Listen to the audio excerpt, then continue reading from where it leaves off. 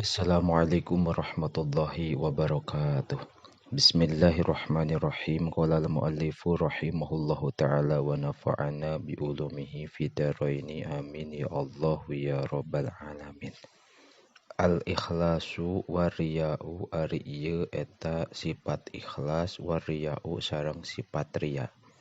Al-ikhlasu ari ikhlas huwa eta ari itu ikhlas asasul a'mali eta pondasina pirang-pirang amal waruhuha sareng ruhna amal walatasihu sareng teu sah itu amal walatukbalu sareng teu ditarima itu amal indallahi mungguh Allah bidunihi kalawan teu make ikhlas. Qala ngadahu saha Allahu ta'ala Gusti Allah ta'ala wa ma umiru illa liya'budullaha mukhlishina lahuddin wa ma umiru sareng teu diparentah itu kaum illa liya'budu kecuali ibadah ieu kaum Allah ka Gusti Allah mukhlishina bari anu ikhlas kabeh lahu ka Gusti Allah ad-dina kana agama. Wa qala ta'ala sareng ngadawu Allah ta'ala ala lillahi dinul khalis. Ala ingat lillahi eta tetep ka Gusti Allah ad-dinul khalisu ari agama anu murni.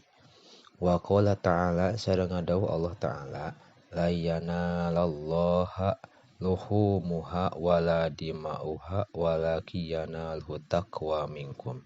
La yanala moal tepi Allah ka Gusti Allah naon luhumuha dagingna kurban wala dimauha sareng getihna kurban walakiyana luhu tetapi na tepi ka Gusti Allah naon at-taqwa takwa mingkum ti aranjeun.